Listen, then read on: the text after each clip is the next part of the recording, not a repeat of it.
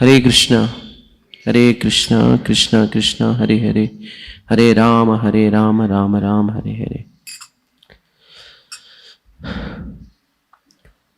जय राधा माधव कुंज बिहारी, राधा माधव कुंज बिहारी, गोपी जन वल्लभ गिरिवरधारी, जन वल्लभ गिरिवरधारी, यशोदानंदन ब्रज जन रंजन, दानंदन ब्रज जन रंजन, यशोदानंदन ब्रज जन रंजन, नंदन ब्रज जन रंजन, यमुना तीरा वनचारी, तीरा वनचारी, जय राधा माधव कुंज बिहारी, राधा माधव कुंज बिहारी। नमो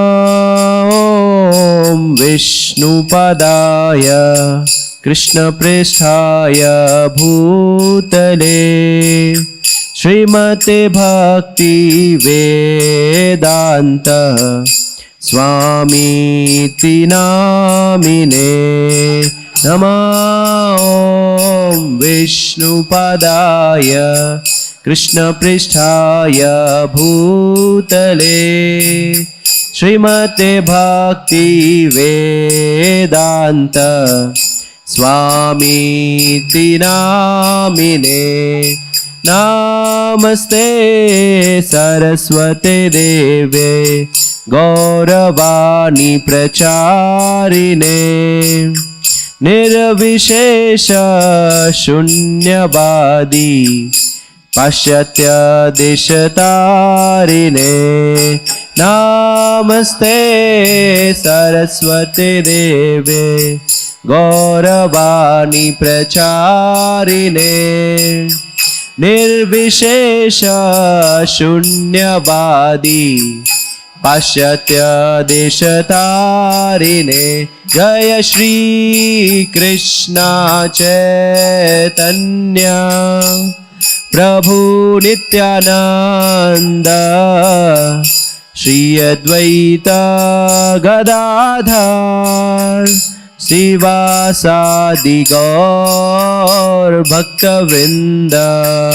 जय श्री कृष्ण चैतन्य प्रभु नित्यानंद, श्री अद्वैत गदाधर श्रीवासादि गौर भक्तवृंद। हरे कृष्णा कृष्ण कृष्ण हरे हरे, हरे राम राम राम हरे हरे, हरे कृष्णा कृष्ण कृष्ण हरे हरे, हरे राम राम राम हरे हरे, हरे कृष्णा कृष्ण कृष्ण हरे हरे, हरे राम राम राम हरे हरे, हरे कृष्णा कृष्ण कृष्ण हरे हरे, हरे राम राम राम हरे हरे, हरे कृष्णा कृष्ण कृष्ण हरे हरे, हरे राम राम राम हरे हरे, हरे कृष्णा कृष्ण कृष्ण हरे हरे, हरे राम राम राम हरे हरे, हरे कृष्ण कृष्ण कृष्ण हरे हरे, हरे राम राम राम हरे हरे, हरे कृष्ण कृष्ण कृष्ण हरे हरे, हरे राम राम राम हरे हरे, हरे कृष्ण कृष्ण कृष्ण हरे हरे, हरे राम राम राम हरे हरे, कृष्ण कृष्ण कृष्ण हरे हरे, हरे राम राम राम हरे हरे, कृष्ण कृष्ण कृष्ण हरे हरे, हरे राम राम राम हरे हरे, हरे कृष्ण कृष्ण हरे हरे, हरे राम राम हरे, जय राधा वृंदावन चंद्र राधे, जय राधा वृंदावन चंद्र राधे, जय गौरानिताय जय गौरानिताय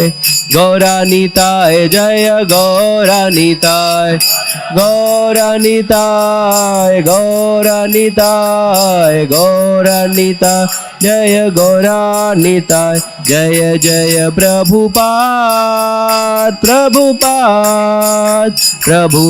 जय जय प्रभुपाद, जय प्रभुपाद जय जय प्रभुपाद, जय जय गुरुदेव जय जय गुरुदेव, जय गुरुदेव जय जय गुरु। जय ओम विष्णुपाद परमहंस परिव्राजकाचार्य नितिल्ला प्रविष्ट अष्टोत्तर शत श्री श्रीमद अभय चरणारविंद भक्ति वेदांत स्वामी श्रील प्रभुपाद की जय, अनंत कोटि वैष्णव भक्ति वृंद की जय, जगत गुरु श्रील प्रभुपाद की जय।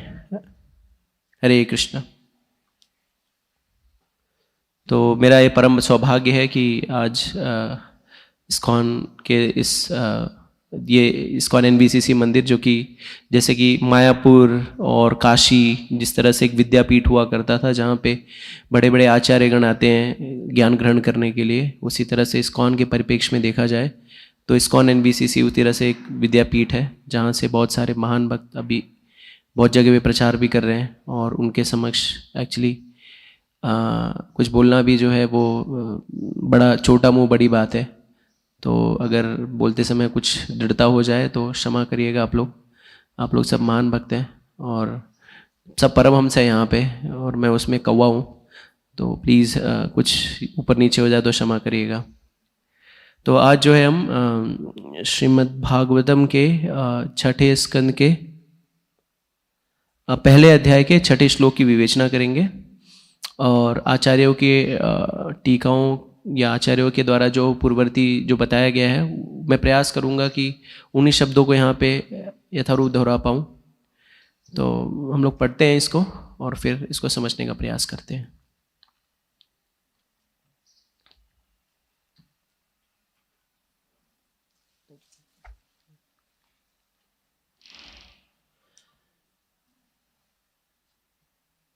अधुनेह महाभागा यथैव नरकानरा नाना उग्रयातनाना नायत्तत् व्याख्यातुम् अर्हसि। अधुनेह य महाभागा यथा एव नरकान्नरा नाना उग्र यातनाना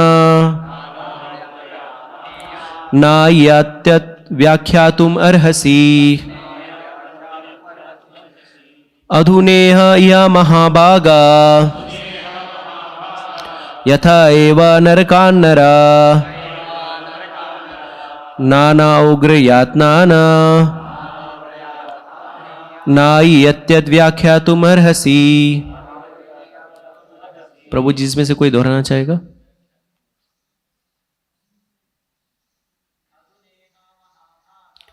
अधुनेय महाभागा यथा एव नरकान्नरः नात्नायेनायात् नायत्यात् व्याख्यातुमर्हसि। अधुनेहाय महाभागा न ते वा नरकान्नरः न उग्रयात्यान्नान्येयात्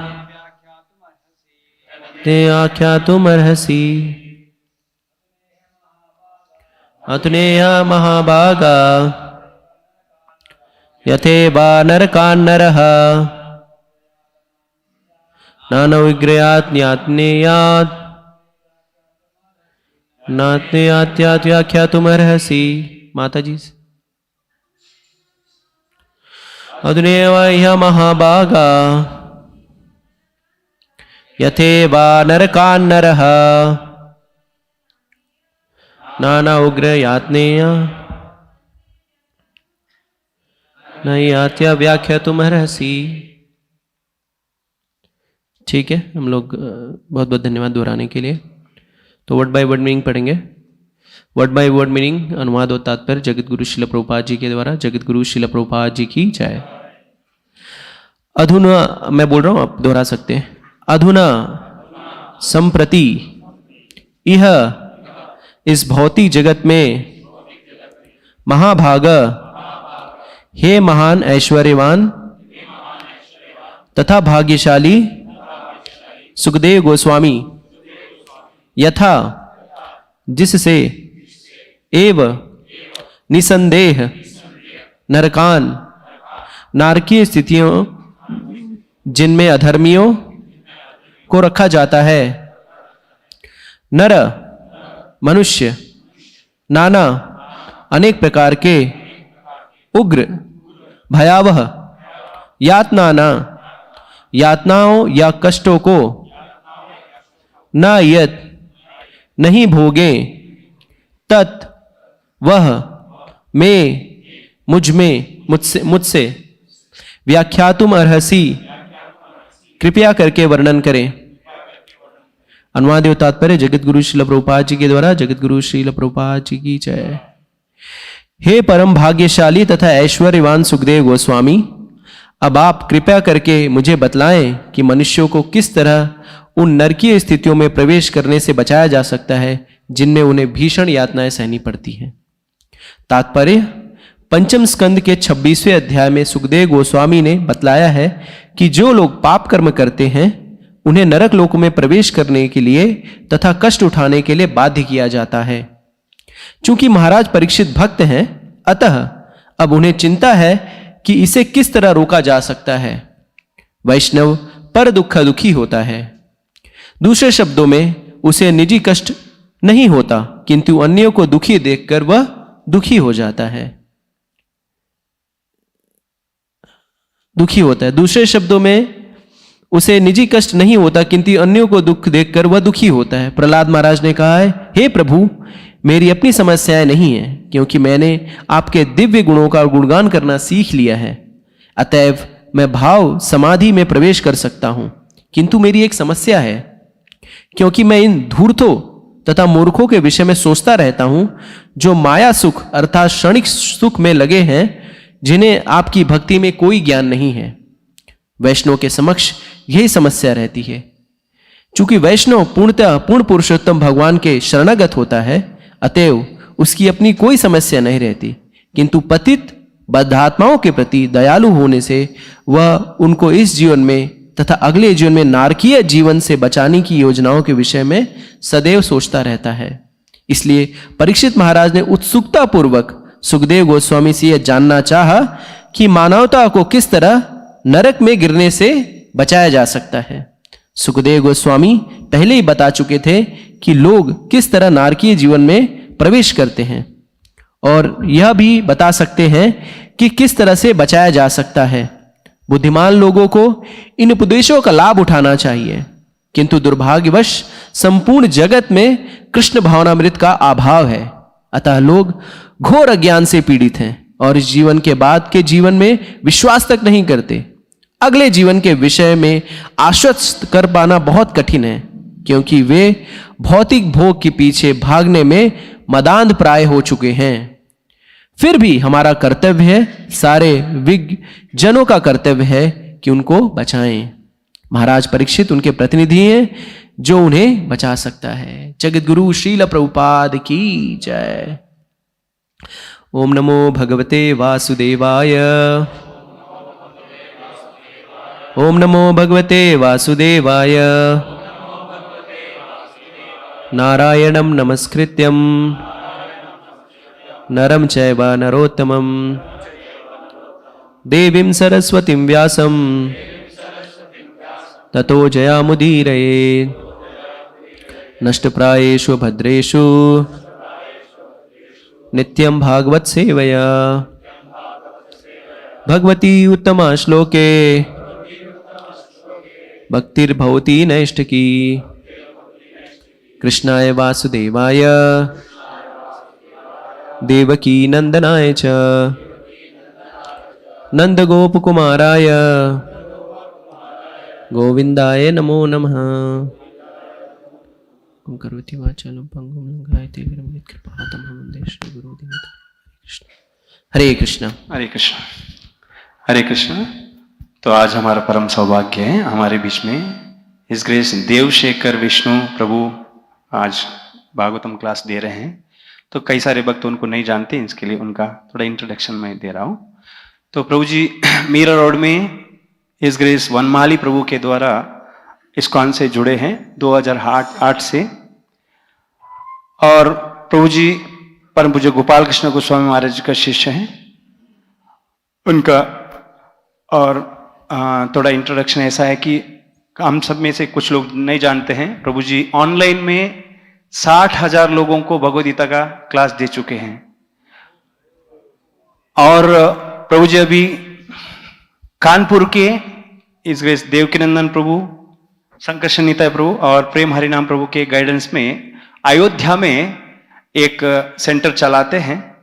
और वहां पर उन्होंने लैंड खरीदने में और प्रचार करने में और टेंपल कंस्ट्रक्शन के लिए फंड रेजिंग का सेवा कर रहे हैं।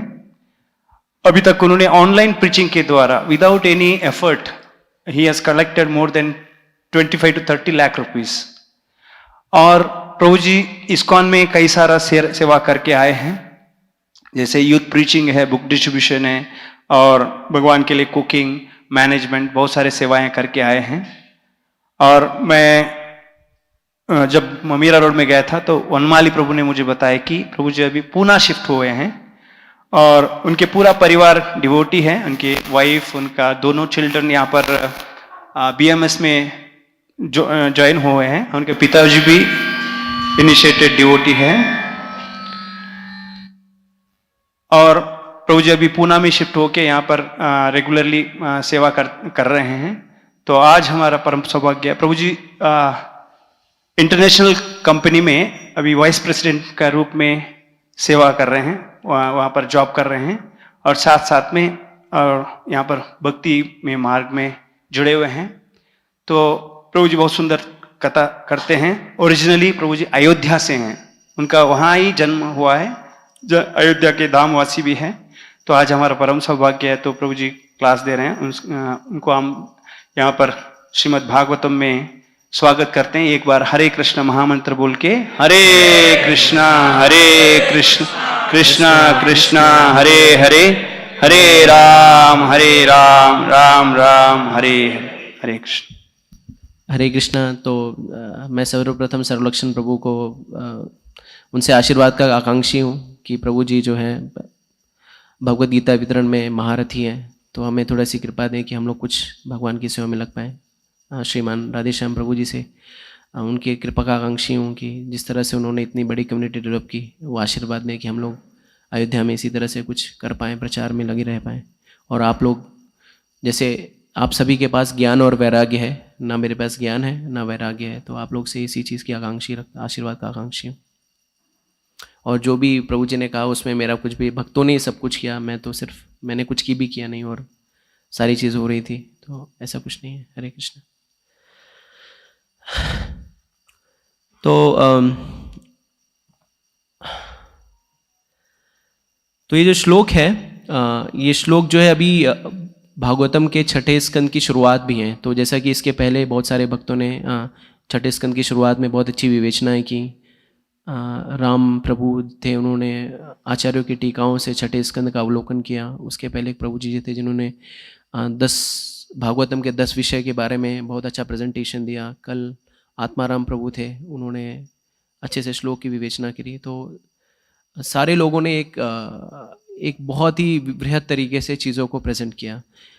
मैं कुछ चीज़ों को दोहराना नहीं चाहूँगा, लेकिन प्रयास करूँगा कि जो भी है आचार्यों के मुख से जो भी सुना है उसको दोहराने का प्रयास करूँगा। तो जैसा कि इस अध्याय की शुरुआत होती है, इसका बैकग्राउंड ये है कि इसके पहले 5वें स्कंद के आखिरी में ये सुखदेव गोस्वामी ने नरकों का वर्णन किया है।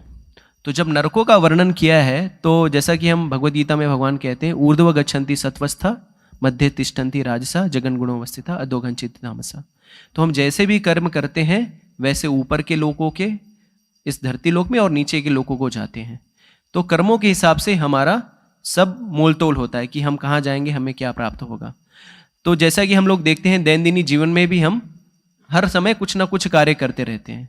और अगर हम इस जो नरकों का वर्णन हुआ है, अगर अपने आप को मतलब अपने आप को जज करें तो पता चलेगा हर नरक में जाने के लिए मेरे जैसे लोग जो हैं एलिजिबल हैं।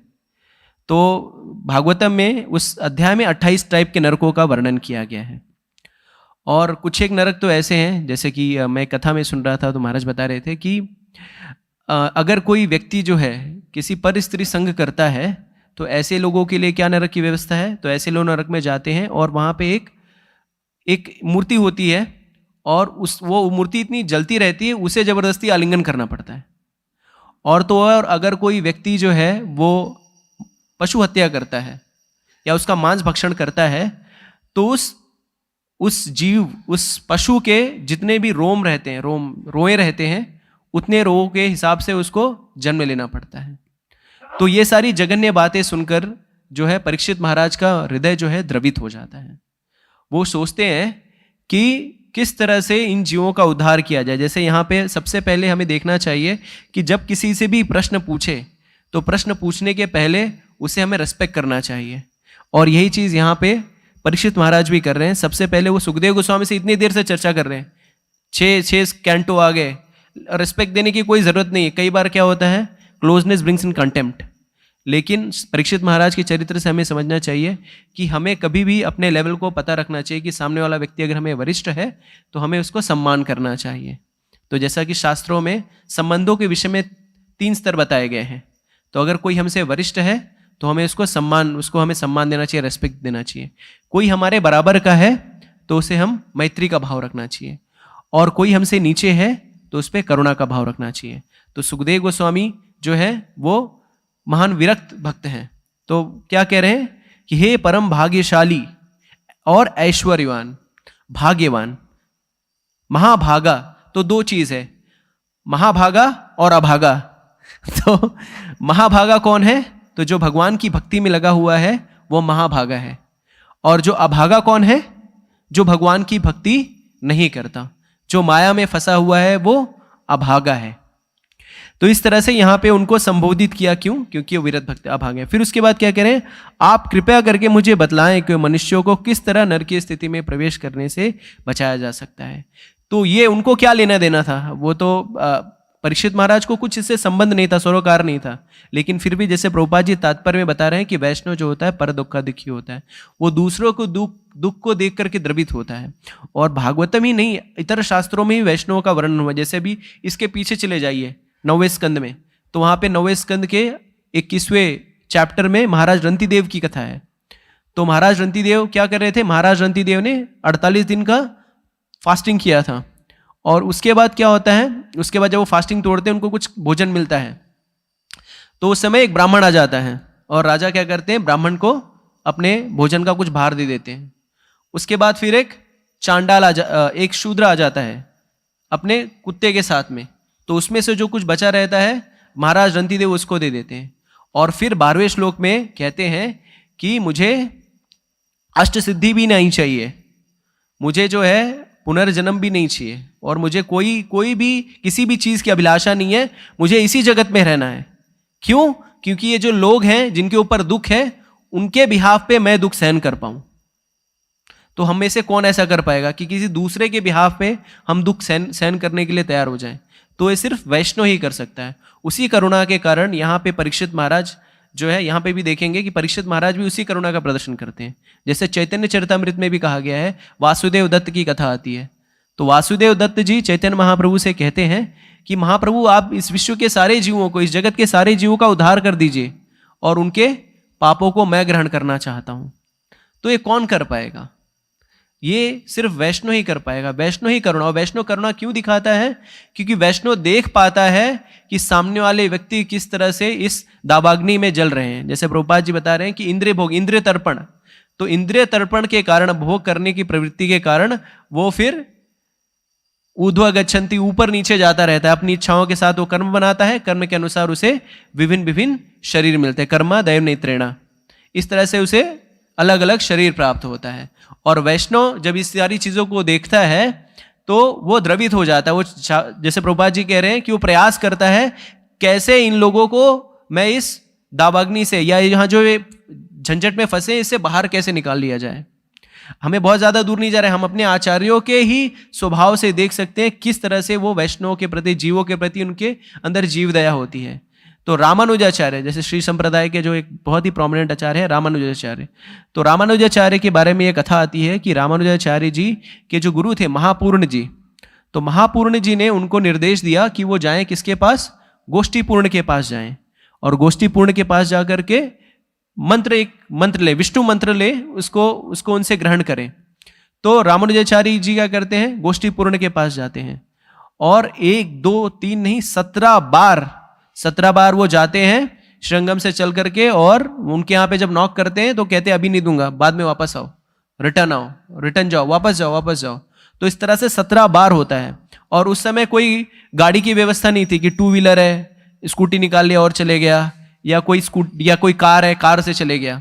वहां पे ऐसी कोई व्यवस्था नहीं थी, चल के ही जाना एक जो है तरीका हुआ करता था। और 17 बार अगर हमें, राधा वृंदावन चंद्र की जाए, तो अगर हमें कोई इस तरह से रिजेक्शन दे 1 बार 2 बार 3 बार, तो हमको ले छोड़ो यार।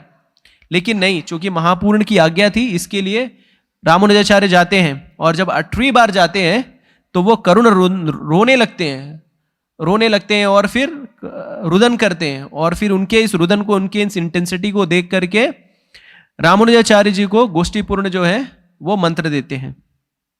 मंत्र प्राप्त कर, इतनी तपस्या के बाद अगर किसी को मंत्र मिले तो कितना उत्साहित होगा। रामानुजाचार्य के अंदर भी यही उत्साह था। साथ ही साथ गोष्ठीपूर्ण जी उनको ये भी कहते हैं कि अगर ये मंत्र आपने किसी को बताया तो आप नरक जाने के भागी होंगे, तो आप किसी को बताना मत। रामानुजाचार्य जी वो उसको मंत्र प्राप्त करके जाते हैं, और फिर उनके अंदर फिर से ये चेतना आती है या ज्ञान आता है कि वो कहते हैं कि यार मैं ये मंत्र लेकर मैं अकेले वैकुंठ जाकर के क्या करूंगा, और इतने सारे जीव जो है पहले से यहाँ पे सफर कर रहे हैं, यहाँ से ऐसे परेशान हैं, तो इन लोगों को भी हम क्या करते हैं, इन लोगों का भी उद्धार करते हैं। और फिर रामानुजाचार्य जाते हैं, गोष्ठीपुर का जो विष्णु मंदिर रहता है वहां पे उस एरिया के जितने भी लोगों को बुलाते हैं, उनको कहते हैं आइए आइए, मेरे गुरु ने मुझे ऐसा मंत्र बताया है जिसको उच्चारण करके हम वैकुंठ जा सकते हैं। और फिर वो सारे लोगों को बुलाते हैं, और ये मंत्र जो है फ्रीली, जो कि छुपा हुआ था, इसको फ्रीली देते हैं सबको। और फिर ये बात जब गोष्ठीपूर्ण को जब पता चलती है तो वो गुस्सा होकर बहुत ही क्रोधित होकर के आते हैं, और फिर उनको कहते हैं कि मैंने तेरे को बोला था कि तू अगर ये सब दूसरों को बताएगा तो नरक जाएगा। तो फिर रामानुजाचार्य जी क्या कहते हैं? रामानुजाचार्य जी कहते हैं कि ठीक है, इन लोगों को वैकुंठ जाने दीजिए, अगर इनके लिए मेरे को नरक जाना पड़े तो भी मुझे कोई प्रॉब्लम नहीं है। और फिर गोष्ठी पूर्ण जी इस तरह से उनको एक वहाँ पे उनके इस भाव को देख करके वो बहुत ही आनंदित होते हैं और उनको एम्पेरू मनार करके ऐसा उनको उपाधि देते हैं।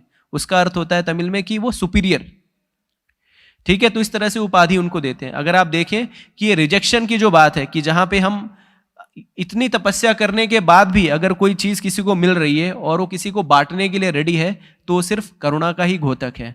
जैसे ऐसा नहीं है कि जैसे हम देखते हैं ना, कई बार हम इस्कॉन के परिप्रेक्ष्य में आते हैं, भक्तों की कृपा से हमें गुरु दीक्षा मिल जाती है, तो फिर क्या करते हैं, हम उस दीक्षा को लाइटली लेते हैं और फिर जैसे दीक्षा मिलती है गायब हो जाते हैं, मतलब तो लेकिन हमें देखना चाहिए कि पूर्ववर्ती आचार्यों ने कितना स्ट्रगल किया है। इस चीज़ को लाइटली हमें नहीं लेना चाहिए। जैसे कि हम देखते हैं कि नरोत्तम दास ठाकुर के विषय में देखते हैं, नरोत्तम दास ठाकुर को किस तरह से दीक्षा मिली। तो नरोत्तम दास ठाकुर जो थे वो राजा के लड़के थे, कृष्णदेव दत्त जो राजा थे वहाँ के, उनके लड़के थे। और महाप्रभु उनके स्वप्न में आया करते थे और उनको कहा करते थे कि आप जाइए वृंदावन जाइए और वहाँ पे रूप सनातन गोस्वामी इनके पास मिलिए और लोकनाथ महाराज से आप वो दीक्षा लीजिए। लेकिन ये इनके इंस्ट्रक्शन को भगवान महाप्रभु की इंस्ट्रक्शन को लेकर के वृंदावन जाते हैं और वहाँ पे लोकनाथ गोस्वामी के पास जाते हैं उनसे दीक्षा लेने के लिए कि मैं आपसे दीक्षा लेने का आकांक्षी हूँ। तो लोकनाथ गोस्वामी क्या है, लोकनाथ गोस्वामी ने वाव ले रखा है, कसम खाए रहते हैं कि मैं किसी को दीक्षा नहीं दूंगा। और वो इतने विरक्त भक्त होते हैं कि कभी भी एक पेड़ के नीचे नहीं रहते। जैसे सन्यासी जो होता है वो ऐसा कहा जाता है शास्त्रों में, उसको 3 दिन से ज़्यादा एक जगह पे नहीं रहना चाहिए। क्यों नहीं रहना चाहिए? क्योंकि उसे अटैचमेंट हो जाएगा। और भौतिक जगत में ये अटैचमेंट ही जो है हमारे इस जन्म मृत्यु जरा व्याधि के चक्र में फंसे रहने का कारण है। इसी के लिए अगर हमें जिस चीज़ से आसक्ति होगी, देखिए आसक्ति और विरक्ति 2 चीज़ है। आसक्ति किससे होती है? आसक्ति हमें भौतिक चीज़ों से होती है। तो ये आसक्ति जब हमें भौतिक विषयों से होती है तो ये बंधन का कारण बनता है। लेकिन अगर यही आसक्ति कृष्ण से हो जाए तो ये मुक्ति का कारण होता है। तो इस तरह से वो विरक्ति की भावना, और जैसे हमारे जितने भी आचार्य हैं उन्होंने घोर विरक्ति की क्या कहते हैं, उन्होंने अपना डिस्प्ले किया कि किस तरह से विरक्ति रखनी चाहिए व्यक्ति को। और वो हर दिन जो है एक ही पेड़ के नीचे रहते थे, दूसरे दिन वो चेंज कर देते थे। तो ये नरोत्तम दास ठाकुर लोकनाथ महाराज के पास जाते थे और उनसे रिक्वेस्ट करते थे कि कुछ मुझे सेवा दो, कुछ मुझे सेवा दो। महाराज की ये विशेषता थी कि वो किसी से सेवा नहीं लेते। हमारे अंदर क्या है, हम थोड़ा सा सीनियर हो जाते हैं तो सबको दास समझ लगते हैं, ये लेके आ, वो लेके आ, ऐसा कर, बैग उठा मेरा। तो हम इस तरह से दूसरों से सेवाएं लेते हैं। लेकिन आचार्य अपने उससे उदाहरण से हमें दिखाते हैं कि हम यहाँ पे दास हैं, बॉस नहीं है। हमारा फिलॉसफी क्या है? गोपीर भरतुर पद कमले और दास दास दासानुदास। लेकिन हम क्या बन जाते हैं? बॉस बॉस बॉसानुबॉस। जिसका जितना बड़ा पद उसकी उतनी बड़ी अकड़। इस तरह से। तो हमें ये आचार्यों से सीखना चाहिए कि किस तरह से हमें चीज़ों से भी विरक्त होना चाहिए। ना धनम ना जन्म ना सुंदरीम बोलते हैं, लेकिन हमको आने के बाद फिर वही चाहिए रहता है। तो फिर इससे अच्छा बाहर ही रहने का, यहाँ पे आने का जरूरत क्या है? तो इस तरह से हमें देखते हैं कि किस तरह से नरोत्तम दास ठाकुर अपॉर्चुनिटी ढूंढ रहे हैं सेवा करने का, कि मुझे सेवा मिले, मुझे सेवा मिले। तो ये क्रेविंग हमारे अंदर भी होना चाहिए कि वैष्णव की सेवा मिले, सेवा मिले। तो इस तरह की क्रेविंग उनके अंदर थी, लेकिन फिर भी लोकनाथ महाराज उनको भाव नहीं दे रहे थे, बोलते नहीं दीक्षा नहीं देंगे। तो फिर उन्होंने सोचा कि अभी क्या करें, बहुत ही व्यथित थे। तो उन्हें पता चला कि लोकनाथ महाराज जो है एक ही जगह पे जा करके वहाँ पे वो मल त्याग करते हैं। तो उन्होंने ट्रिक निकाला कि जैसे कई बार होता है ना कि जब हम मंदिर आते हैं तो हमें सेवा नहीं दिखती कि क्या सेवा करनी है, क्या सेवा करनी है, हमें दिखता ही नहीं कुछ सेवा। लेकिन अगर जो भक्त को सेवा खोजनी है ना, तो बहुत सारी सेवा है। गार्डन में भी सेवा है, कूड़े करकट पड़े हैं उसको भी उठा सकता है, ये भी सेवा है। हम क्या सोचते हैं कि व्यासासन पे बैठ के ही ज्ञान बांटना ही सेवा है। भगवान की नज़र में कोई भी सेवा जो है छोटी बड़ी नहीं है। जो ऑल्टर में अगरबत्ती घुमा रहा है वो, और जो वहाँ पे शू स्टैंड पे जो खड़ा है वो सेम ही, उसके भगवान की नज़र में वो सेम ही सेवा है। हमारे गुरु महाराज बताते हैं कि गोल्डन टेम्पल, जैसे हमें अगर सेवा की भावनाओं को सीखना है तो गोल्डन टेम्पल में जाना चाहिए। तो गोल्डन टेम्पल जो है वहाँ पे गुरुद्वारा सबसे बड़ा जो है सिखों का गुरुद्वारा है। तो वहाँ पे कौन सी सेवा करने के लिए फाइटिंग होती है? जूता पॉलिश करने की सेवा के लिए फाइटिंग होती है।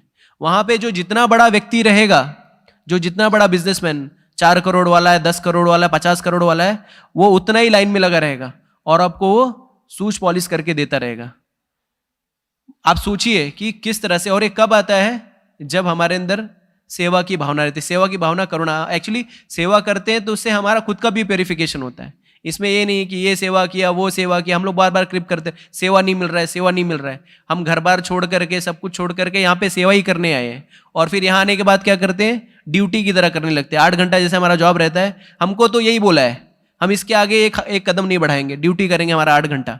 इससे अच्छा तो बाहर है, कंपनी में लोग कार्य करते हैं, वहां पे उनको थोड़ा 9 घंटा भी काम कर लेते हैं, उनको पैसा मिलने लगता है, तो 10 घंटा 12 घंटा भी कर लेते हैं। तो हम सब कुछ छोड़ करके विरक्त होकर के यहाँ पे आए, और हम सेवा से भी विरक्त हो गए।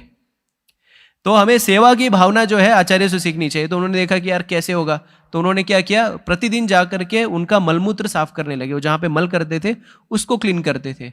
और फिर लोकनाथ महाराज ने ऑब्जर्व किया कि यार रोज ही मैं आता हूँ यहाँ पे, आजकल ये साफ सुथरा कैसे रहने लग रहा है। तो एक दिन उन्होंने क्या किया, थोड़ा सा जल्दी आ गए और उन्होंने देखा कि लोकनाथ जो है वो साफ सफाई कर रहा है। और फिर ये देख करके फिर वो उनको पकड़ते हैं, उनको चैस्टाइज करते हैं, अरे तू राजा का लड़का है, तू ये क्या काम कर रहा है। तो फिर वो करुणा का मतलब वो हम्बल हो जाता, मतलब कहते हैं कि नहीं मेरे को आप सेवा नहीं दे रहे थे। तो फिर उनको वो दीक्षा देते हैं। और लोकनाथ महाराज के सिर्फ एक ही शिष्य हैं, वो कि नरोत्तम दास ठाकुर। तो इस तरह से जो है हम देखते हैं कि आचार्य जो है करुणा का प्रदर्शन करते रहते हैं, जैसे हमने रंती देव के बारे में देखा। और इनफैक्ट ये जो प्रश्न है ये यहाँ पे कि ये पतित जीवात्माओं का उद्धार कैसे होगा, तो इसी में नहीं पूछा है। अगर आप भागवतम को देखेंगे तो भागवतम की पूरी श्रृंखला में ही इस तरह के प्रश्न जो है परीक्षित महाराज बार बार करते रहते हैं। इनफैक्ट जब कलयुग का वर्णन करने के बाद वो कहते हैं, तो फिर पूछते हैं कि यार कलयुग में इतने सारे दोष हैं, तो फिर भक्तों का उद्धार कैसे होगा। तो सुखदेव गोस्वामी कहते हैं, कलेर दोष निधराजन अस्ति हो को महान गुणा कीर्तनादेव कृष्ण से मुक्त संग परम रचेत। तो हमें सोचना चाहिए। और ये तो हमने आचार्यों की बात कर ली, हम वर्तमान में देख लेते हैं। वर्तमान में हमारे आचार्य जिसकी तपस्या पे, जिसके खून पसीने पे ये बिल्डिंग खड़ी हुई है, उसके आचरण से हम देख सकते हैं, श्रील प्रभुपाद जी के आचरण से हम देख सकते हैं। तो श्रील प्रभुपाद जी एक बार कलकत्ता मंदिर में 70 के दशक में कलकत्ता मंदिर में स्थिति ऐसी थी कि वहाँ पे जो मंदिर के जो अध्यक्ष थे वो कोई और कार्य करते थे, मंदिर का उतना देखभाल नहीं करते थे। और स्थिति ऐसी आ गई थी कि भक्तों के खाने के लिए लाले पड़ गए थे। लेकिन चूंकि प्रभुपाद का निर्देश था, अगर हमें यहाँ पे 2-4 दिन खाना ना मिले तो हम छोड़ करके भाग जाएंगे। लेकिन वहाँ पे भक्त लोग प्रभुपाद जी से इतने अटैच थे कि उन्होंने कोई डिसीजन नहीं लिया। उन्होंने वेट करते रहे कि कब प्रभुपाद जी आए और कब हमारे इश्यूज को सॉल्व करें। तो प्रभुपाद जी के पास आए, प्रभुपाद जी आए और सारे भक्त जो हैं वो मिलकर, तमाल कृष्ण महाराज भी थे, वो लोग मिलकर वहाँ पे डिस्कशन करने लगे कि क्या क्या प्रॉब्लम्स हैं। तो इनफैक्ट ये क्या कहते हैं, गिरिराज महाराज बताते हैं कि स्थिति इतनी खराब थी कि वहाँ पे एक भक्त था जिसका नाम था सुदामा विप्र। तो सुदामा विप्र पोषण नहीं मिल रहा था, इसके लिए क्या कर रहा था, जो जली हुई बाती होती है ना, घी की बाती जो हम भगवान को दिखाते हैं, उसमें से उसको चूसता था वो, कि उससे मुझे थोड़ा सा पोषण मिल जाए। तो स्थिति इतनी खराब थी। तो प्रभुपाद जी वहाँ पे आए और फिर सारे लोगों ने मिलकर के चर्चा की। प्रभुपाद जी ने एक कमेटी फॉर्म करी। उन्होंने कहा कि आप लोग बैठिए, डिस्कस करिए, जो भी प्रॉब्लम्स है उनको चर्चा करिए। तो चर्चा करिए। और फिर इस तरह से कमेटी फॉर्म करने के बाद कुछ देर के बाद प्रभुपाद का मूड बदल गया और उन्होंने कहा कि हम लोग यहाँ पे ये कमेटी फॉर्म करने का क्या है कारण, कि हम प्रॉब्लम डिस्कस करना चाहते हैं। लेकिन अब ये हमारा जो उद्देश्य है प्रॉब्लम डिस्कस करना नहीं है, हमारा उद्देश्य है कृष्ण भावना भावित रहना। ये कमेटी जब फॉर्म हो जाएगी, फॉर्म हो गई है, तो इसका मतलब हम दिन भर जो है प्रॉब्लम से डिस्कस करते रहेंगे और कृष्ण को भूल जाएंगे, कृष्ण को भूल जाएंगे। तो हमारा मूल उद्देश्य है सदैव कृष्ण को याद रखना और कृष्ण को ना भूलना। इस जगत में कोई भी ऐसी विषय वस्तु नहीं है जिसमें प्रॉब्लम्स नहीं है। आप जॉब पे जाएंगे तो उससे ज्यादा प्रॉब्लम है, आप बीवी के साथ रहेंगे तो बहुत बड़ा प्रॉब्लम है। यहां पे ही ऐसी जगह है जहां पे प्रॉब्लम नहीं है। तो कहीं पे भी इस जगत, ये जगत ही उल्टा जगत है। यहाँ पे सोचेंगे कि सब सुचारू होगा। कई बार भक्त लोग क्रिप करते रहते हैं, ये प्रेसिडेंट नहीं सुन रहा है, ये कार्य नहीं कर रहा है, वो मेरे को ये नहीं दे रहा है, वो नहीं दे रहा है। ठीक है, प्रॉब्लम्स है। जब हमें लक्ष्य पता है, तो लक्ष्य जब हमें पता है तो लक्ष्य प्राप्ति के लिए हम जो है अपने, अगर मार्ग में कोई अवरोध आ जाता है तो हम लौट नहीं जाते। जब हम लोग ऑफिस के लिए निकलते हैं और जरूरी मीटिंग है 9 बजे या 10 बजे और हमने निकला और क्या हो गया, बीच सड़क पे बैरिकेडिंग लग गई, तो हम ऐसा नहीं करते कि चलो आज छुट्टी हो गया, गाड़ी घुमा लो, घर पे वापस जाओ। हम क्या करते हैं, दूसरे रास्तों से चले जाते हैं। क्यों? क्योंकि हमें लक्ष्य पता है। जब हमें पता है कि कृष्ण प्राप्ति करना हमारा सर्वोपरि लक्ष्य है, तो बीच में अगर ये छोटे मोटे अवरोध आते हैं तो उसे चिंता करने की आवश्यकता नहीं है। जैसे कुत्ता भौंकता रहता है तो हाथी कुत्ते से लड़ाई नहीं करती, अपने मार्ग में जाती है। उसी तरह से हमारे जीवन में, भक्ति जीवन में अवरोध आएंगे, लोग कुछ कहेंगे, कुछ ना कुछ होता रहेगा, लेकिन हमें उसको ध्यान देने की आवश्यकता नहीं है। हमारे गुरु महाराज, एक उदाहरण मतलब मैंने सुना है उनके बारे में। तो एक बार एक मंदिर के प्रेसिडेंट, बोल भी देता हूँ, कमलोचन प्रभु जो है मीरा रोड मंदिर के प्रेसिडेंट, तो गुरु महाराज के पास गए और उनको कहा कि गुरु महाराज बहुत परेशानी हो रही है। तो बोले क्या हो गया? तो बोले कि ना मुझे कहीं पे भी रखो लेकिन मीरा रोड में नहीं रहूँगा मैं, 10 साल से मैं परेशान हो गया हूँ। तो बोले क्या प्रॉब्लम क्या है? तो बोले कोई मेरी बात नहीं सुनता। तो महाराज ने बोला मेरी भी कोई बात नहीं सुनता।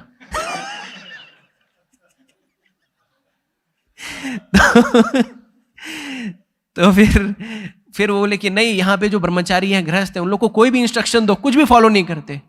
मैं भी इंस्ट्रक्शन देता हूँ, कोई भी फॉलो नहीं करता।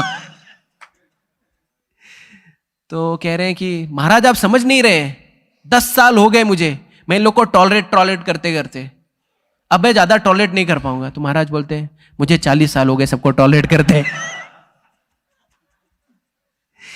तो अगर आप सोचिए कि अगर महाराज चाहे तो इतने बड़े, वो कुछ भी कर सकते हैं, वो उनको टॉलरेट करने की क्या जरूरत है? वो भी कोई उनको कुछ भी बोले, वो मैं अपने मन का ही करूंगा, या छोड़ के भी जा सकते हैं या कुछ भी कर सकते हैं, लेकिन नहीं, उनका एक ही मोटिव रहता है कि वो प्रभुपाद मैन है। वो ये कहते हैं कि कहीं पे भी जाओ, क्या करो, जो भी लोकल टेम्पल है उससे जुड़ो, वहां पे सेवा करो, और वहां के जो अथॉरिटी हैं उनका जो निर्देश है वो मेरा निर्देश है।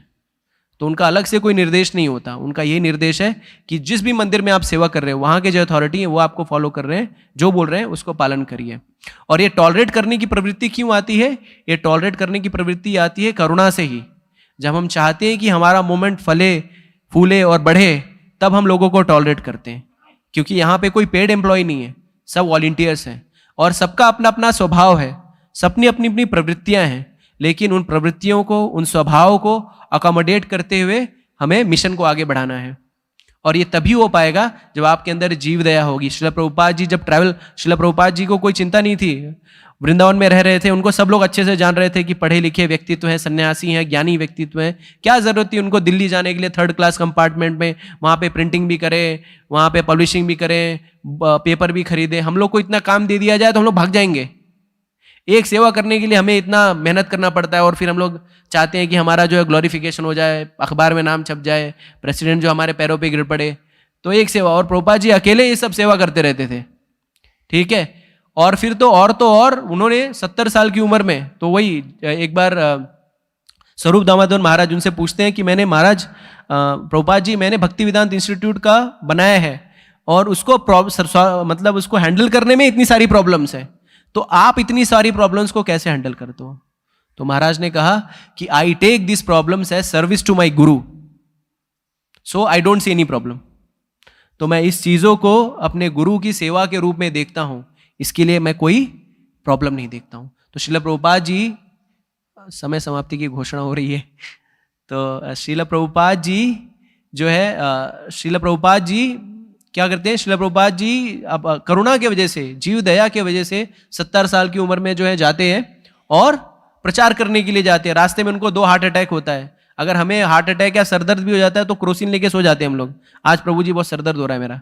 लेकिन प्रभुपाद जी जो है जाते हार्ट अटैक में, और जब उतरते हैं बंदरगाह पे तो कार्डियोलॉजिस्ट के पास नहीं जाते कि किधर है कार्डियोलॉजिस्ट, थोड़ा ईसीजी करवा लेता हूं मैं, नहीं, वो अपने प्रचार में आगे बढ़ते हैं।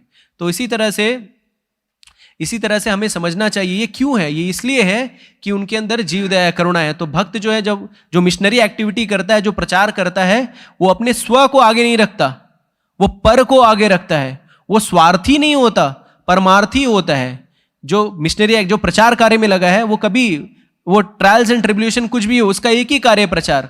हम लोग मंदिर में आते हैं, कुछ भक्तों को देखते हैं, 100-200 भक्तों को देखते हैं, और बहुत प्रचार है, बहुत प्रचार है, बहुत प्रचार है। एक भक्ति रिक्शा खोलते हैं, उसमें 20-30 लोग आ जाते हैं। अरे हमारा कांग्रेगेशन तो बहुत फल फूल रहा है। कितने लोग आ रहे हैं प्रभु? 30 लोग आ रहे हैं। अरे पुणे का पॉपुलेशन कितना है? 2 करोड़ है। अरे 2 करोड़ में 30 लोग भी आ गए तो हमने कौन सा तीर मार दिया?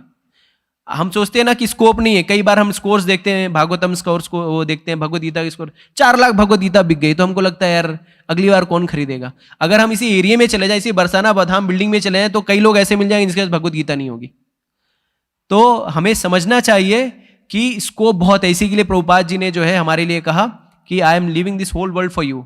तो हमें क्या करना है, हमें उसी करुणा का प्रदर्शन करना है जो यहाँ पे परीक्षित महाराज करुणा दिखा रहे हैं। यहाँ पे प्रभुपाद जी इस श्लोक, इस तात्पर्य में प्रहलाद महाराज का जो है उदाहरण प्रस्तुत कर रहे हैं, किस तरह से प्रहलाद महाराज जो है करुणा का प्रदर्शन कर रहे हैं। तो प्रहलाद महाराज के पिताजी कोई महान भक्त नहीं थे, महान वैष्णव नहीं थे। उनके पिताजी जो थे वो उच्च कोटि के असुर थे, लेकिन उच्च कोटि के असुर होने के बावजूद भी वो भक्ति के मार्ग में लगे रहे। और जब भी उन्हें समय मिलता था, जब उनके गुरुदेव षंड और अमर्ग चले जाते थे ब्रेक पे, तो अपने बच्चों को, अपने जो सहपाठियों थे उनको प्रचार करते थे। तो प्रचार करने के लिए हमें कोई पांडित्य बघारने की आवश्यकता नहीं है, प्रचार करने के लिए कोई भक्ति वैभव, भक्ति शास्त्र की आवश्यकता नहीं है। प्रचार करने के लिए सिर्फ करुणा की आवश्यकता है। लोग हमारे पांडित्य से, हम भक्ति वैभव करके भी यहीं पे भाषण देंगे, इसके बाहर जाएंगे तो भक्ति वैभव चल साइड में हट। उनको हमारी करुणा चाहिए, हमारा ज्ञान नहीं चाहिए। प्रभुपाद जी ने जिसको भी प्रचार किया बाउरी स्ट्रीट में, या वो हिपीज को प्रचार किया, उनमें से एक मैं संस्मरण सुन रहा था, उसमें कहा कि हम जो है समझ नहीं पाते थे कि प्रभुपाद जी बात क्या कर रहे हैं, कृष्णा कौन है। वो लोग सनातन गोस्वामी को संटन गोस्वामी लिखते थे, नोट्स बनाते थे, संटन गोस्वामी। और एक गौरांग प्रभु एक स्टोरी बता रहे थे जिसमें वो एक भक्त आता है और वहां पे कीर्तन चल रहा होता है। तो भक्त बोलते हैं गौर नित्यानंद बोल, हरि बोल, हरि बोल। तो ये भक्त को सुनाई देता है कि उसको, क्योंकि एक्सेंट का प्रॉब्लम रहता है, तो इनको लगता है ये बोल रहा है वेयर डिड नित्यानंद गो, और ये सारे लोग बोल रहे हैं आई don't no, I don't know. तो वो पगला जाता है, अरे ये क्या चल रहा है, ये लोग चल रहा है वेयर डिड नित्यानंद गो, ये बोल रहे आई don't no, I don't no.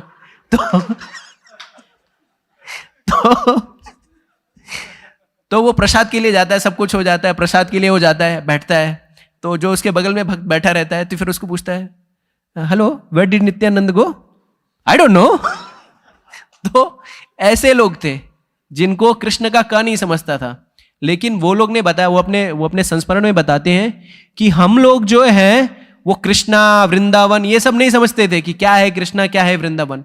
हम एक ही चीज से जो हमें वो करती थी, वह श्रील प्रभुपाद जी की मर्सी, जो श्रील प्रभुपाद जी की दया, जो श्रील प्रभुपाद जी का प्रेम। तो हमें प्रचार करने के लिए बहुत ज्ञान की आवश्यकता नहीं है, बस यही ज्ञान देना है कि आप ये हरे कृष्ण महामंत्र है, इसको लीजिए, इसको अपने जीवन में धारण करिए और अपने जीवन को सफल बनाइए। चैतन्य महाप्रभु ने जब नित्यानंद और हरिदास को भेजा था प्रचार करने के लिए, तो उनको ये नहीं बोला था कि तुम जाओ वहां पे भागवत पाठ करो, 7 दिन की भागवत सप्ताह, ऐसा कुछ नहीं बोला था। क्या बोला था? घर घर जाओ और बोलो कृष्ण, भाजो कृष्ण, करो कृष्ण शिक्षा। हमें यही बोलना है, कृष्ण पूर्ण पुरुषोत्तम भगवान है, हम लोग जीवात्मा है, और कलयुग का जो युग धर्म है वो भगवान के पवित्र नामों का जप है। हरे कृष्णा कृष्णा कृष्णा हरे हरे, हरे राम राम राम हरे हरे। तो वो उसको देंगे तो उसके अंदर का जो कृष्ण प्रेम है वो अपने आप जागृत होगा। कई बार हम सोचते हैं मैंने इतने लोगों को झंडा गाड़ दिया, इतने लोगों को भक्त बना दिया, इतने लोगों को भक्त बना दिया, ये मेरे काउंसलिंग है, ये ऐसा, ये वैसा है, और ये भगवत धाम जाएंगे, लेकिन इन्हें कोई और भगवत धाम नहीं ले जाएगा, खाली मैं ही भगवत धाम लेके जाऊंगा और कोई इन्हें भगवत धाम नहीं ले जा सकता। तो ये हमारी बेवकूफी है। अगर कोई प्रचार कर रहा है, कोई सुनने के लिए आ रहा है, तो हमें सुनने के लिए नहीं आ रहा है। यहाँ पे हम लोग जितने भी भक्त बैठे हैं वो किसी व्यक्ति विशेष को सुनने के लिए इस्कॉन में नहीं आए, वो कृष्ण को सुनने के लिए आए। हमें यही बताया जाता है कि भगवद गीता की क्लास है, भगवद गीता के विषय में बताया जा रहा है और हम उनको सुनने आते हैं। हाँ, यहाँ पे हम क्या बनते हैं?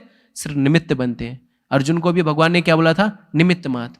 तो हमारी यही मेंटालिटी होनी चाहिए कि हम किसी को भक्त नहीं बना रहे हैं। ये भक्त जो बन रहे हैं ये श्रील प्रभुपाद जी की तपस्या है, ये श्रील प्रभुपाद और भागवतम की कृपा है कि ये जो लोग भक्त बन पा रहे हैं वो हमारे से इंप्रेस नहीं हो रहे हैं, हमारी वाक चातुरी से इंप्रेस नहीं हो रहे हैं, हमारी वाक चातुरी से, वो कृष्ण से इंप्रेस हो रहे हैं। जब कृष्ण बोलते हैं ना कि ये अन्यास चिंतयन्तो माम ये जना पर्युपास्ते तेषाम नित्योभियुक्ता नाम योगक्षेम वहाम्यम, तो उस गारंटी से वो अट्रैक्ट होते हैं कि यार देखो भगवान इस गारंटी से, हम खाली उसका उच्चारण करके बता, हाँ भगवान गारंटी दे रहे हैं। हाँ, थोड़ी बहुत क्रेडिट है कि हाँ जो हमने तपस्या की, अपने बताने का कार्य किया, तो हमारा योगदान सिर्फ उतना ही है। जब हम भगवान की लीलाओं को बताते हैं तो वो उस लीलाओं से ही, वो लीलाओं से इंप्रेस होते हैं। हमारे मुखारविंद को देख करके, हमारे जो वाणी को देख करके, या हमारी वाक चातुरी को देख करके, या भाषा के प्रयोग को देख करके कोई इंप्रेस नहीं होता। अगर इंप्रेस हो भी गया तो क्षणिक मात्र का रहेगा। तो हमें सिर्फ सिंपल कार्य करना है। तो चैतन्य महाप्रभु ने जब भेजा उनको तो क्या करने बोला कि आप जाइए घर घर जाइए और क्या करिए कि आप नॉक करिए। तृण लेकर के उन्होंने क्या किया, चैतन्य हरिदास, नित्यानंद प्रभु हरिदास ने जहां गए नॉक किया कि ये भाई ये जीवन जो है बहुत ही डिफिकल्ट है, ये इससे बाहर निकलना है तो आप करिए, ये नाम जप करिए। बस इतना ही ज्ञान दिया। और जब प्रचार करने जाते हैं तो हरदम ऐसा नहीं कि हमें व्यासासन में बिठाया जाएगा, आइए आइए महाराज जी बहुत अच्छा किया, आप आगे बैठिए, चाय पानी पीजिए, ऐसा कहीं भी नहीं होगा। कहीं जाएंगे तो आपको एक्सेप्टेंस मिलेगी, कई लोग आपको एक्सेप्ट करेंगे, आए साधु आ गए, इनका सम्मान करिए, इनको ऊंचा आसन दीजिए, गारंड पहनाइए। कहीं जाइए तो आपको दुत्कार के भगा देंगे, दुत्कार के भगा देंगे, जाओ यहां से, तुम लोग को क्या काम है यहाँ पे, बार बार आ जाते हो। लेकिन हमें उससे मिशनरी को उससे कभी वो नहीं होना चाहिए, उसको कभी हतोत्साहित नहीं होना चाहिए कि लोग मेरी बात नहीं सुन रहे हैं। अरे आप सोचिए, ऐसे ऐसे फर्जी लोग हैं जिनकी कोई फिलॉसफी नहीं है, उनके पीछे तो सैकड़ों लोग, हजारों लोग जा रहे हैं। तो हमारे पास तो प्योर नॉलेज है, तो हमें तो कुछ लोग तो मिल ही जाएंगे, कुछ सोल तो मिल ही जाएंगे। ठीक है, तो इस तरह से जो है, जैसे एक उदाहरण देखिए, मैं यहाँ पे समाप्त करता हूँ, थोड़ा 2 मिनट ज़्यादा हो गया। हम लोग चेन्नई में थे, मैं चेन्नई में था, तभी एक भक्त जो है वो प्रतिदिन क्या करता था, वहाँ पे एक ताम्रम स्टेशन है, ताम्रम रेलवे स्टेशन, तो उसके बाहर वो बुक स्टॉल लगाता था, भगवद गीता वितरण करता था। और वहाँ पे एक दिन क्या हुआ कि कुछ तथाकथित असामाजिक लोग आए और उसको बोले कि तू रोज यहाँ पे क्यों लगाता है, और उसको इतना पीटे, उसको बहुत मारे, लहूलुहान कर दिए। वो आ करके उसने किसी को कंप्लेन नहीं किया कि कल से मैं वहां पे स्टॉल नहीं लगाऊंगा। वो मार खाया, लेकिन अगले दिन फिर वहां पे पहुंच गया स्टॉल लगाने।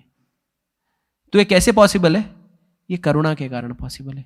उसको कोई सैलरी नहीं दे रहा था, लेकिन उसके अंदर जीव दया थी, करुणा थी। तो उसी प्रकार की करुणा जो परीक्षित महाराज में है, वही हमें कल्टीवेट करनी है। वही प्रभुपाद जी यहाँ पे कह रहे हैं, सारे विज्ञ गणों का कर्तव्य है कि उनको बचाएं।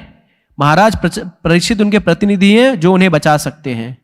यहाँ पे एक लाइन पीछे आते हैं, किंतु दुर्भाग्यवश संपूर्ण जगत में किसका अभाव है? कृष्ण भावनामृत का अभाव है। अतः लोग घोर अज्ञान से पीड़ित हैं और इस जीवन के बाद के जीवन में विश्वास तक नहीं करते। उनके अगले जीवन के विषय में आश्वस्त कर पाना बहुत ही कठिन है, क्योंकि वे भौतिक भोग के पीछे भागने में मदांध प्राय हो चुके हैं। मदांध प्राय मतलब अंधा, जैसे हम कहते नहीं है कि यहाँ पे सबने भांग पी रखी है, तो ये वास्तविकता में इस भौतिक जगत में सबने भांग पी रखी है, और फिर जब भांग पी लेते हैं तो क्या हो जाता है? मदांध हो जाते हैं। तो किस चीज का भांग पिया है हमने? भौतिक भोगों का, इंद्र तर्पण का। फिर भी हमारा कर्तव्य है, सारे विज्ञगणों का कर्तव्य है, प्रभु जी कह रहे हैं हमारा कर्तव्य है, सारे विज्ञगणों का कर्तव्य है कि उनको बचाएं। तो उनको बचाएंगा कौन? श्रील प्रभुपाद का मिशन इस्कॉन। और उनको बचाने का क्या तरीका है? भगवान के पवित्र नामों का जप। हरे कृष्णा कृष्णा कृष्णा हरे हरे, हरे राम राम राम हरे। तो यहीं पे मैं अपनी वाणी को विराम देता हूँ। क्षमा प्रार्थी हूँ कि मैंने 5 मिनट अधिक ले लिया।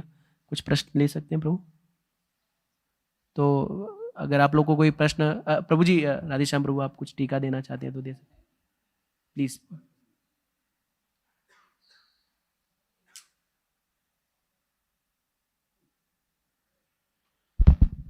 हरे कृष्णा प्रभु जी, बहुत बहुत धन्यवाद आपके प्रवचन के लिए। ऐसे निस्वार्थ भाव से करुणा उत्पन्न करके हमें प्रचार कार्य में लगे रहना है, लोगों को बचाना है। मेरा प्रश्न ये है कि ये जो करुणा है ये नहीं है, इसको कैसे लाएं एक्चुअली? कई बार जो चीज़ें हमारे पास होती नहीं है, तो ऐसे व्यक्ति का संग करके जिंदगी के अंदर ये करुणा है, उनका हम संग करेंगे तो करुणा डेवलप हो जाती है। जैसे बिजनेसमैन के साथ अगर हम संग करें तो बिजनेस की प्रवृत्ति हो जाती है। उसी तरह से जिन भक्तों के अंदर करुणा है, जो उन्नत भक्त है जिनके अंदर ये करुणा है, जिसके अंदर ये मिशनरी प्रीचिंग एक्टिविटी का जो फायर है, आग है, अगर उनके साथ हम रहेंगे, उनके संसर्ग में आएंगे तो ये करुणा हमारे अंदर भी डेवलप हो जाती है। जैसे प्रभुपाद जी उदाहरण देते हैं आयरन रॉड का। आयरन रॉड जो है उसके अंदर जलने की वो आग नहीं होता, जब उसको फायर के अंदर डालते हैं तो संग करने से क्या होता है? वो खुद भी आग की तरह काम करने लगता है। तो इसी तरह से अगर हम उन्नत भक्तों का संग करें, जिसके अंदर ये मिशनरी एक्टिविटी या प्रीचिंग का जो ज़ील है, करुणा है, अगर उनके साथ संग करेंगे, निरंतर संग करने से हमारे अंदर भी वो करुणा जागृत हो जाएगी। जैसे हम सभी लोग जब भी आए इस्कॉन में तो हमें ये सब पता ही नहीं था कि भक्ति क्या है, भगवान क्या है, करुणा क्या है। लेकिन प्रभुपाद जी के संग में, आचार्यों के संग में आने से वो करुणा का भाव जागृत हो गया, तभी तो हम प्रचार कर रहे हैं।